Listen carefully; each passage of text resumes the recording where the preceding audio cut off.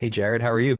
Hey Dan, doing good. How are you? I'm good, man. I appreciate you joining. One of the reasons I wanted to talk to you was because you are a Twitter ads guy and you've kind of grown your account and grown your business, which I'm just super curious about, so we can share it with other people. And, one of the concepts that I'm kind of harping on a lot these days is like this cross-pollination of industries and ideas that can apply to many industries. So like info strategy or info product strategy could translate into like a local business strategy and vice versa. There's a lot of like pros and cons to both sides of the equation. So I'd love to dive in and kind of get your take on Twitter and kind of where it's headed and all of that. If we can, I'd love to kind of know a little bit more about your background and kind of how you got to where you were or where you are now. Yeah, for sure. So we can start there. My name is Jared. I go by at Self T Success on Twitter, and this is me. So I haven't been doxxed for very long. So this is my one of my first doxed events here on this podcast. So thanks for having me. But a little bit about me. I'm 24. I'm from the Midwest and in America. Weird saying that, telling people I live in America, but I talk to so many people that aren't. I feel like I have to say it, but yeah, so I'm from the Midwest, 24. I'm out of high school, didn't go to college, and was just gonna figure it out and kind of go from there on the entrepreneur path. And did about, everything you can think about to, just make a little extra money. I was walking dogs, doing whatever I could just to get some extra cash. And one of the things I picked up along the way was reselling business, buying and flipping things, and did pretty good with that and was able to scale that up through Facebook, all organic, and was able to sell that business a couple of years ago at 21. Then after that, I had no job, no business at that point. Spent 2 weeks doing nothing. I was like, man, life's got to be more than this. So I spent the next 9 months doing research, trying to figure out what the next thing was. Looked into everything you could possibly think of, or at least that I could think of. And one day I woke up and I was like, man, all these people that I'm studying, like they all have one thing in common and they all have a big brand. So I was like, why don't I just start building a brand and go from there? And that was, I don't know, a year and a half ago, something like that. And now I'm here. So that's a little bit of my background, I guess you could say. That's awesome. One of the things that I'm trying to do right now is build a personal brand. So I'm kind of I have that same mindset as you. Why do you think personal brands are so important these days? I mean, I even think I saw that you were an anonymous account at one point, right? And then how long ago did you switch to an actual real human account? And why did you make that switch? Yeah, so personal brands are huge. We could talk for probably 5 hours just on that alone, but the whole concept is if you're gonna become a better you or become an asset yourself, build that asset. You can help more people, and when you can help more people, obviously that comes with a lot more opportunities. So personal brands are huge. If you look at, I always like to kind of compare the music industry. Not that I'm big in that or anything like that, but I feel like there's a visualization of that is kind of an easy crossover, but it's all about marketing and marketing a brand. It's not always the most talented people, that are number one on the charts or making the most money, but it's usually people with absolutely incredible marketing strategies. So the personal brand gives you that aspect. So that's a really cool feature, I guess, behind the personal brand. And then, so I'll touch on that. Sorry, what was the second part of that? Just about personal brands and, why are they so important? Because I saw that you went from an anonymous account to a real human account. Like, why did you make that switch? What was the Yeah. kind of turning point? Because you had a lot of followers back then too, right? Yeah, no, great question. I actually switched probably a couple weeks ago, 3 weeks ago. I was a Hercules statue for a long time, and I built it that way. Originally, I built it because I'm from a small town, and like I was talking a lot about stocks and stuff, and I wanted to like walk in the grocery store without somebody like coming and saying, "Hey, I saw blah blah blah." And so that's kind of how it started. Was I just wanted to like build on my own and kind of go from there. I wanted people to follow me not because of they knew me locally, but it was like they liked the content I was putting out. Like they felt value from it. They followed me for that. So that's originally how it started. And as I've grown, the number one question I get on any kind of call, whether it's a sales call, a call with a business partner, just somebody just networking, whatever it is, the number one question I always continue to get was, why are you anonymous? And it was always that same feedback of, like I was surprised, like I'd get on a call like this and they'd see me and they're like, oh, I didn't think I was going to see you because you're anonymous. And it always seemed to be a talking point. And so I figured, if you listen to your audience, like you're going to get answers. And so that was the number one feedback I kept getting. So I decided to make the change. A lot of people, I know a lot of people who are successful being anonymous, but a lot of people too, like if you look at some of the people who are really crushing it, they credit a lot of that to being, you're building your personal brand. So it's really got to be about, you got to be the personal brand. And have you noticed any positive or negative feedback from people since you've made the switch? Do people comment more or engage with you more because you're a real human, or have you noticed any trends that way at all? Yeah, the biggest change that I've noticed, I don't know if it directly correlates yet. I don't know if I have enough data to really be able to put that together, but Twitter pays people now for ad share revenue, kind of the same way people on YouTube get paid for views, or TikTok or Instagram, whatever. Twitter started to pay people like a creator pool as well.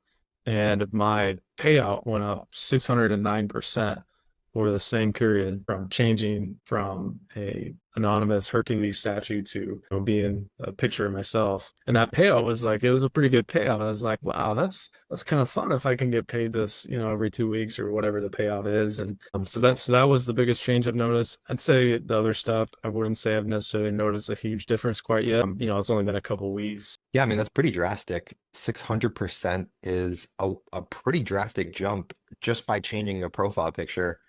And that's based on how many views you're getting or engagement on your profile, right? So it must be an indicator that there's some level of increased engagement on your profile. And so it's going to, judge the impressions and engagement, stuff like that. But Twitter, they also judge like view time, like their big metric that they really care about. You see like Elon or the CEO Linda, they tweet about like user time and like the average time a user spends on the platform. And so that's why they're pushing long form tweets instead of threads. Threads were huge, 6 months to a year ago, and now they're kind of getting pushed out, and it's more the long form. And the reason for that is because people click to see more, and then they spend more time on that post. And so Twitter's whole concept, and really with all social medias, is how do we get users to spend more time on our platform? So when people are spending more time on your content, Twitter's going to reward you for that. So I would credit that, that's kind of the correlation there. But yeah, you're right. Simple profile picture change, you would think wouldn't make that big of a difference, but it does, apparently. I mean, that's a great tip. If anyone's anonymous and you're looking to capitalize on your profile, I mean, become a human. I mean, it kind of makes sense to be honest with you, because generally people enjoy interacting with people more than they interact with companies or brands anyway. And so it kind of makes sense now that, it's kind of said out loud. Um, 100%. I always tell people, and it kind of ties into, people are like, man, I need to be super niche focused and talk about only this very specific thing. And I always tell people follow people. If you're an Alex Hormozy fan and he talks about A, you're going to listen to him on A. But if you like Alex Hormozy, you're also going to listen to him on B, C, D, and E. And so it's kind of that same concept of, and that lets you carry over to the personal brand. Like people are more engaged to follow that person or engage with that content. I posted a post probably, I don't know, it must be a week ago at this point. And I'm on my feed, I'm just testing out different content. So super short, one sentence content, long form content. It definitely seems like the long form content gets more engagement. One of the things I've been kind of testing out using Grok, actually, writing out a post, putting it in Grok and telling Grok, hey, what are some keywords I can add to this, make it more findable or make it more searchable on X, on Twitter, whatever you want to call it. And it seems to have worked. I'm not going to say which post it was, but it was a long form post. I don't have many followers. I have like 1,500 followers as we record this, but I saw about probably 70%, probably 50 to 100% increase in engagement just by, number one, having a long form post and putting some keywords in the post. Or there's that thumbs up thing again. So it definitely is working, it seems like. Are you noticing more engagement with long form posts? And my other question, I guess, would be, what about long form video? How is that coming to play? Because I know it used to just be very short videos that were allowed on the platform. What about long form these days? Your Grok tip there is some great alpha. Grok's one of those things that hasn't been out yet, so not a lot of people have played with it. So that's probably, if anybody's listening to this, that's some huge alpha to play with there. As far as long form, I think it's huge. I think it's huge for the future of the platform. think it's huge for X as a company and social media as a whole. Kind of where X is transitioning to kind of be that all-encompassing, as Elon always talks about, like it's your one-stop shop for any kind of app. Like it should be able to service everything you ever need. Payments are coming soon. He's filing for different regulation stuff in all the different states in the US. So the payments are coming soon, but some of that's already integrated with customer payoffs. But long form video is going to be huge with that. You see it with some of the media figures like Tucker Carlson, Don Lemon bringing their shows to X. So you see it a little bit on the politics side and some of the different candidates doing more stuff with X. And then you also see it like a guy like Mr. Beast yesterday came out, dropped a entire length YouTube video on X to Oh, wow. test out different ad revenue and to see what it is. That's definitely something to look out for. Definitely excited about that. So if you're building on X now, you're still early, and I would definitely recommend keep doing it because it's really going to be competing with all those other platforms as far as video. Obviously, it is the leader in written content, but as far as video, it's starting to get its foot in the door there. So it's pretty exciting. Yeah, that's awesome. That one of the features I hope they come out with is just an easier way to search through people's media. So when you go to a profile or something, you know how on YouTube you can go to their videos and just scroll through content? That's one feature X that I am hoping will be improved in the future, just because if someone has, like Mr. Beast, for example, if he starts really pushing content on X, seeing content from a year ago is going to be almost impossible, scrolling through his feed, trying to find it all and everything. So that's one feature. But I do want to pivot a little bit to Twitter ads, because that's it's not a new feature, but it seems to be a increasingly improved feature on the platform. Twitter ads seems to be a huge opportunity. I'd love to get your thoughts on the platform, the ads, their effectiveness. What are your thoughts on it? I love it. Twitter ads are great. It's the core of my entire business. So, I'm very biased because I think it's great because that's what I do. But definitely bullish on Twitter ads is where they're at. I know, a lot of people that I talk to, that have background with Facebook ads. Everybody knows the Ty Lopez era of Here in My Garage, like that time of Facebook ads, like you could print money, like you were Jerome Powell, like it was incredible. Now that everybody's kind of got on board. There's still a great opportunity there, but it's not quite like it was, back 2016 or, if you go back on those different timelines. That's kind of put Twitter in that early time frame of there's some really incredible opportunities there compared to like other platforms. Some people I talk to run ads on other platforms and they'll tell me about CPM they get as, if you don't know what CPM stands for, it's cost per 1,000 impressions is what it is.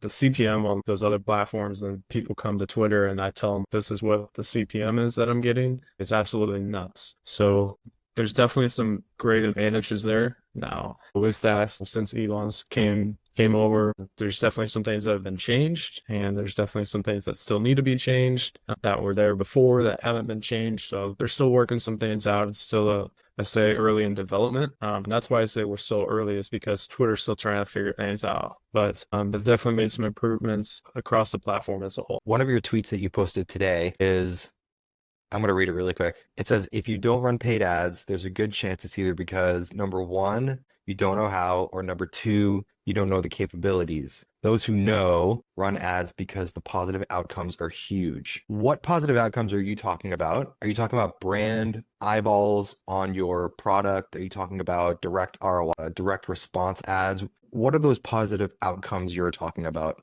Yeah, for sure. That's kind of cool that you pulled that out. For me, the biggest thing is, everybody that I talk to, and everybody that I don't talk to as well, like the whole point of anybody creating content is for people to see it.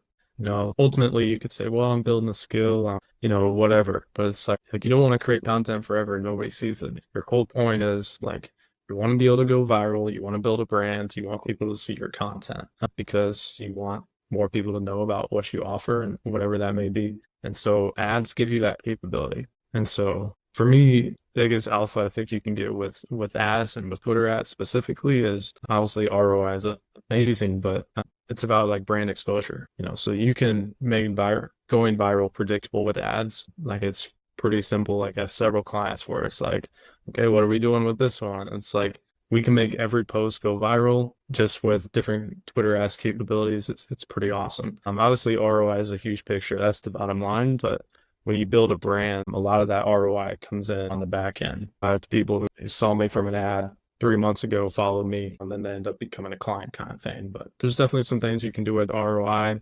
It kind of depends on what product you're selling or service and stuff like that. But ROI is definitely there, and that's why myself and all the people that I work with, why we run ads. Yeah, I mean, one of the things that a lot of, I think, business owners don't understand is like top of the funnel, middle, bottom of the funnel strategy, and your ad strategy and your messaging is different between all of those stages. It seems like you're talking a lot about top of the funnel awareness, driving traffic, eyeballs, really building that kind of brand exposure. What type of content goes viral on Twitter, or what gives you the best odds of going viral, either organic or through paid? Do you look for what organic posts, how they perform first, and then put some money behind it? Or is there a different strategy beyond that? Yeah, that's a great question. So what I tell people is if it performs well organically, that same kind of stuff's going to perform well in ads. Because the way Twitter does their ads is it shows up in people's feeds. So it shows up just like any other tweet would. Most people probably can't distinguish a normal tweet from a tweet that's an ad, just because how Twitter kind of disguises it on people's timelines. So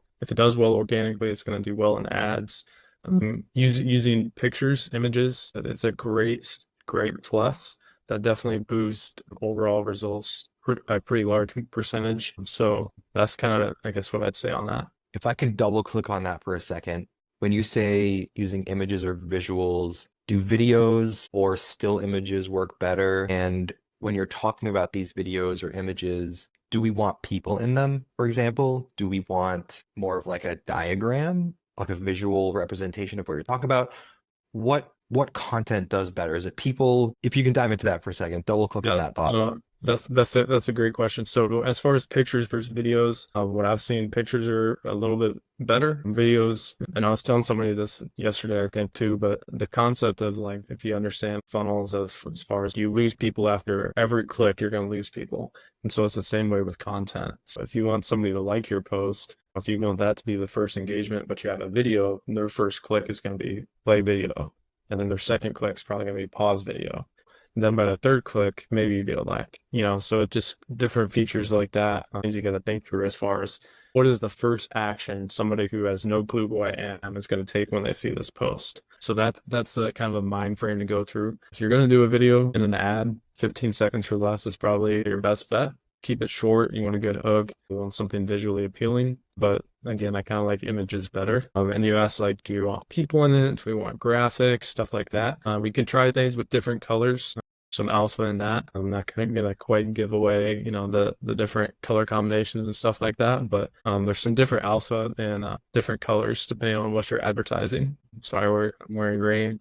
Green's a good color for different things. But yeah, try different colors in your images, and then you'll be amazed. You'll run the exact same ad, and then change the background of the image, and it can make a difference. So that's some alpha. If you're going to do charts and stuff, and something with charts, that's fine. But if you're going to do people, one thing, it kind of sounds weird to say, but attractive people are going to do well in ads. So if you have, somebody that that's really attractive, and you take a picture with them with your product or something that relates to your service, it's probably going to do well. So that's something that you kind of feel weird doing, but people are attracted to attractive people, and that's why they're attractive. And so if you have pictures of them in your ads, can be it. So attractive people in ads, figure out your color combinations. There's that thumbs up again. Color combinations, short videos, short content, things like that. What about the words, the copy that you use in the ads? I'm more familiar with kind of that Facebook ad style. And to be honest with you, even on that platform,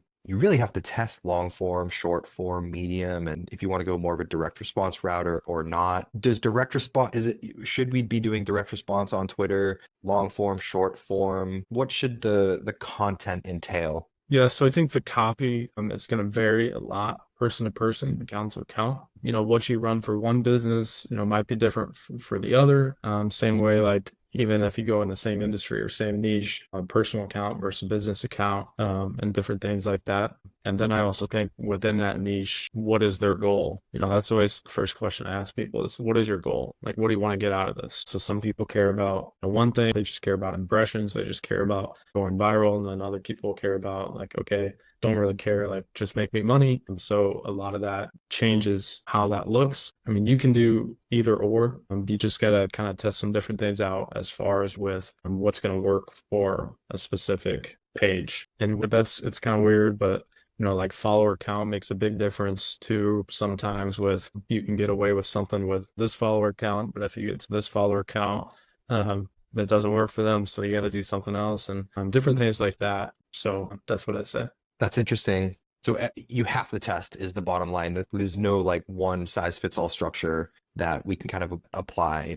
Would you say that's kind of accurate? I'd say it kind of depends on, you know, what it is that you're advertising for. Like you once you start going, like you might find, okay, this works pretty well for this niche and this kind of, I guess, quote unquote, like when you ask somebody what is their goal, you know, it works pretty good for that. So then when you start, you know, with somebody else who's, you know, similar in that, or which I guess a lot of the people that are listening to this are probably looking into running them for themselves. But one thing that I think is beneficial is like, if you just go on your page, now if you have Premium Plus, you don't get to see ads. So you might have to have a burner account or something so you can see ads. But if you go to your page and just scroll through and just look for ads on your home timeline and see what people are doing. And a lot of times you're going to see ads that relate to you because that's the whole point of advertising is finding people that, you know, are your kind of audience. So you're probably going to see ads that relate to what you're doing. And just kind of look at that. When you look at that, you should be able to tell that's a good ad.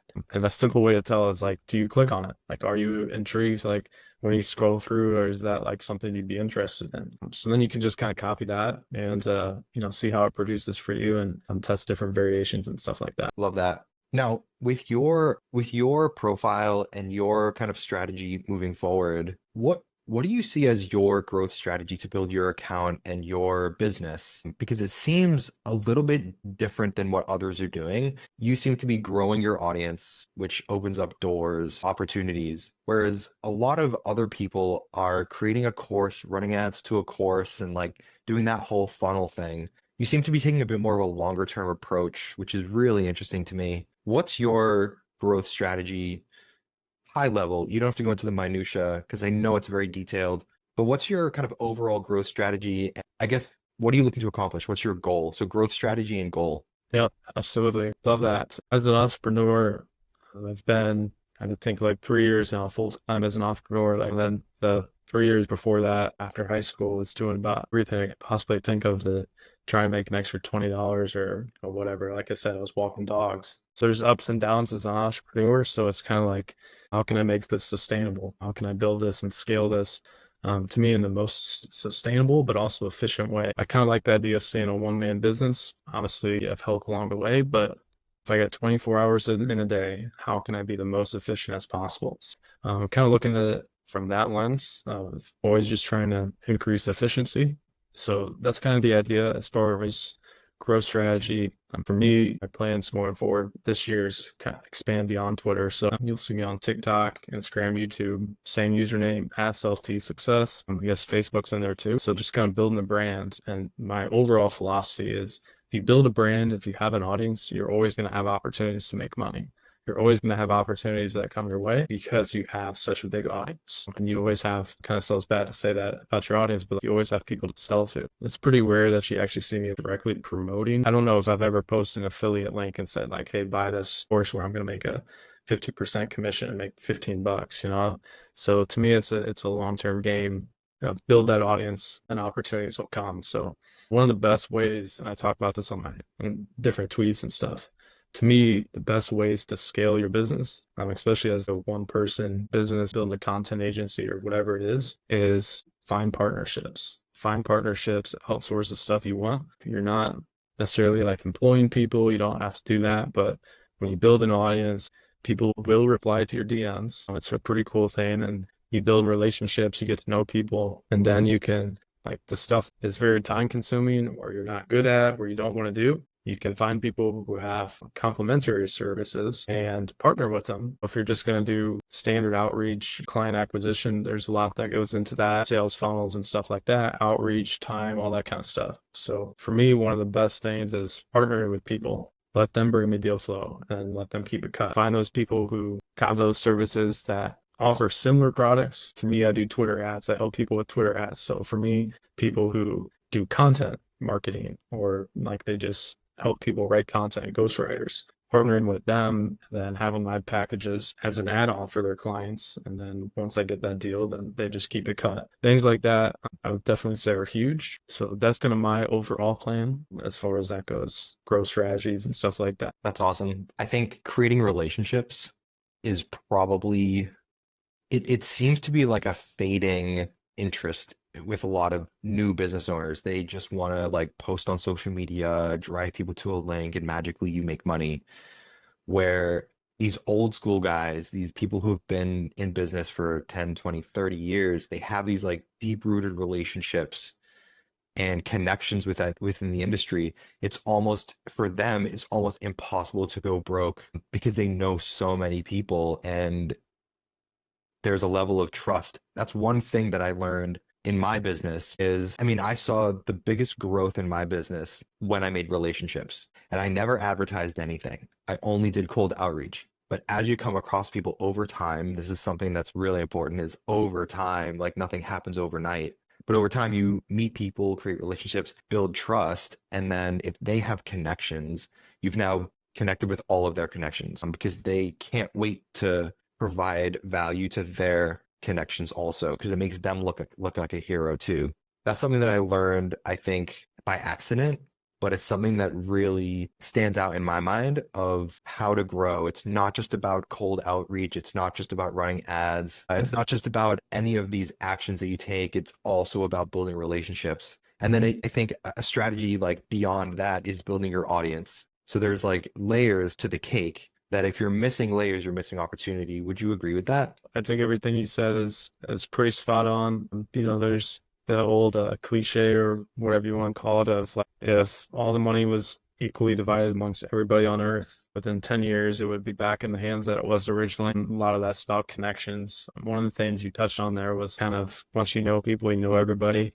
It's incredible how that I don't know if I really understood that or how powerful connections were until here recently, but it's like once you kind of get your foot in certain doors and circles, you could name almost like anybody, and I could draw you out a string of like, I know this person who knows them or this person, and it's nuts. So definitely 100% agree with everything you said there.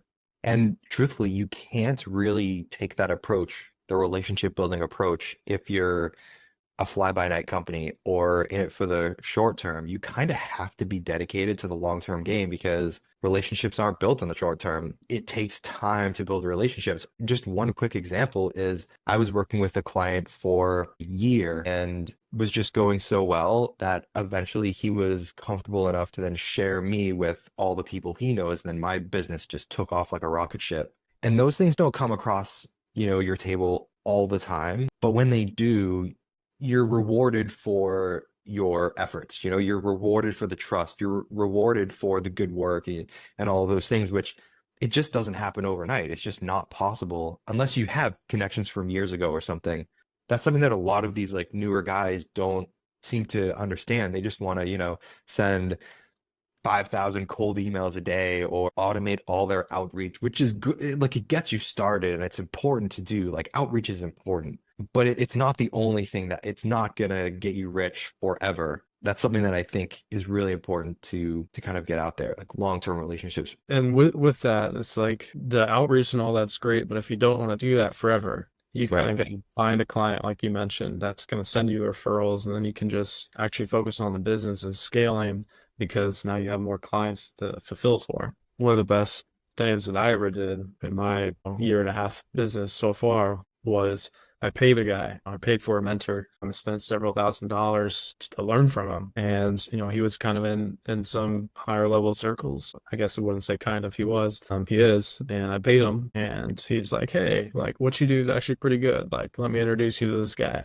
Introduced me to that guy. And that guy became a client, and then things were really good with him. And then we were working together on some things, and he introduced me to a guy, and he became a client. And then that guy sent me more clients, and we built a good relationship with him. And then that other guy sent me another, built a connection, and that guy, we ended up becoming partners. And it's like, there's so much, the whole family tree thing, I guess you could say, of your business is really incredible. Like what can happen just from like talking to one person and building a relationship. It's pretty cool. This is so refreshing to hear because a lot of people think that you're only going to really become a successful business person by having a great funnel and a course with high margins and all of that.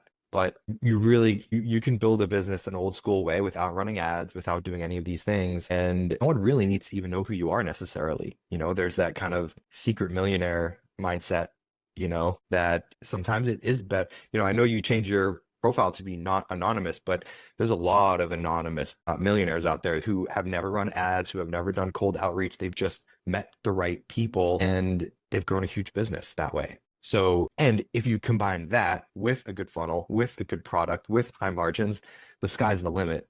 So it's never one thing. I don't know if you've noticed that too, but it's never one thing that makes you successful. It's a combination of many things. Well, look, this has been a really interesting. You've dropped a lot of bombs. I think there's a lot of value packed in here. Is there anything that is on the top of your mind that you'd like to share with people that we haven't covered? Yeah, sure. This has been great. Thanks for having me on. I think one thing that's a common question that people are always asking is they see the people with the big accounts. They're like, how can I do that? How can I do that? Really, once you have a blueprint, it's just about doing the work. It's just about staying consistent. If you're consistent, you do the work, good things happen. So I think the highest ROI for your time on Twitter is just going to be sending messages. Kind of like we just talked about. It's like just build those relationships, get to know people. And don't underestimate people or overestimate people just because of a follower count. Whether it's big or small. I was talking to a guy the other day who anonymous account has like 3 followers and has like some animated profile picture, but he's a former NFL player and independently wealthy outside the NFL, and multiple millions of dollars, through business, but he's got like 3 followers and only posts memes. Like, don't underestimate people, just, so messages is a huge ROI. One of the best ways to grow your account right now is with Twitter Spaces. Spaces are huge. So getting on Spaces, having conversations with people, because that's a great way to build relationships. It's a lot more personal. And also with that is you get a larger audience. So if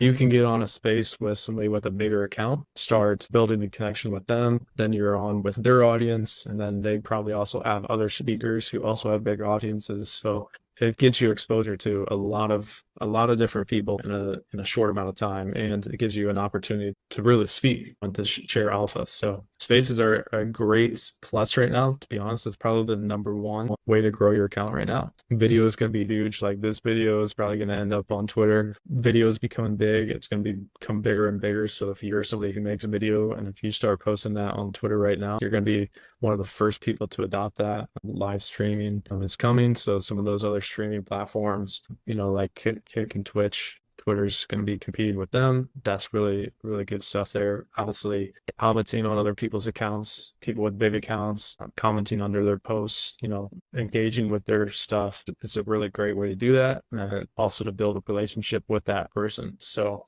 and just a quick algorithm tip here. Your content is more likely to show up on somebody's feed when you both engage with each other. So if somebody sends you a message or somebody follows you and then you send them a message back, or you go on their feed and like one of their posts, you've now both engaged with each other. And so now your content is more likely to show up on their feed, which also gives your content a better chance of being engaged with. And obviously we all know that the more people will engage with your stuff, the more the algorithm's going to push it. So those are just, I guess, a few quick tips to help you scale your brand a little bit.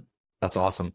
Great tips. Great tips. I'll use those tips, to be honest, because I'm trying to grow my account too. So that's awesome. Thanks for dropping that. Awesome.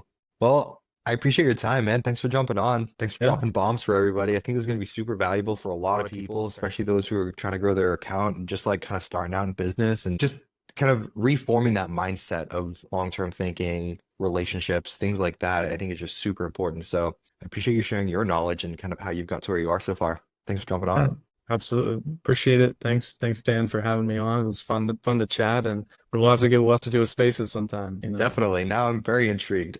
I'll do that. So for Awesome. sure. Thanks, everybody. Appreciate it. Thanks.